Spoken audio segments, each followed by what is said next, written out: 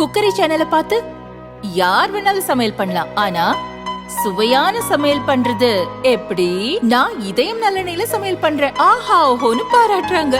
நீங்களும் இதயம் நல்லெண்ணெயில சமையல் பண்ணுங்க, பாராட்ட வாங்குங்க. தினம் தோறும் வாங்குவே இதயம் இதயம். தற்போது விற்பனையில் அதிக மதிப்பெண் பெற சுறாவின் 10, 11 மற்றும் 12ஆம் வகுப்புகளுக்கான கொஸ்டின் பேங்க் மிகவும் குறைவான விலையில் அனைத்து கடைகளிலும். வேர்ல்டு வெதர் அட்ரிபியூஷன் என்ற சர்வதேச அமைப்பு வானிலை மற்றும் காலநிலை மாற்றத்தை ஆய்வு செய்கிறது. இந்த அமைப்பில் பல நாட்டு விஞ்ஞானிகள் இடம்பெற்றுள்ளனர். வயநாடு நிலச்சரிவு குறித்து இந்தியா, அமெரிக்கா, ஸ்வீடன், பிரிட்டனை சேர்ந்த 24 விஞ்ஞானிகள் ஆய்வு செய்து அறிக்கை வெளியிட்டுள்ளனர். காடுகள் அழிப்பு போன்ற பல காரணங்களால் பேரழிவு ஏற்படுகின்றன. காலநிலை மாற்றத்தால் பூமி வெப்பமயமாக்கும் போது கனமழையும் அதிகரிக்கிறது. அதன் காரணமாகவும் பேரழிவு ஏற்படுகிறது.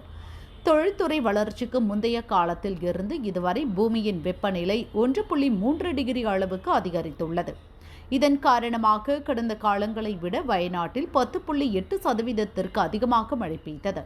இதற்கு முன் 1924, 2019 நடந்துள்ளது. இது 3வது முறை. வயநாட்டில் ஜூலை 29 முதல் ஜூலை 30 வரை 48 மணி நேரத்தில் 572 மில்லிமீட்டர் மழை பெய்தது. நிலச்சரிவுக்கு இந்த கனமழைதான் வழிவகுத்தது. மலைப்பாங்கான வயநாடு மாவட்டத்தில் உள்ள மண் மிகவும் தளர்வானது, அரிக்கப்படும் தன்மை கொண்டது. இதனால் வயநாட்டில் மழை காலத்தில் நிலச்சரிவு ஏற்பட வாய்ப்புகள் அதிகம். எதிர்காலத்தில் இதுபோன்ற பேரழிவுகளை தவிர்க்க மலைப்பகுதிகளில் கட்டுமானத்தை கட்டுப்படுத்த வேண்டும். காடுகள் அழிப்பை குறைக்க வேண்டும். மலைப்பகுதிகளில் குவாரிகள் எண்ணிக்கையை குறைக்க வேண்டும் என விஞ்ஞானிகள் அறிக்கையில் கூறியுள்ளனர்.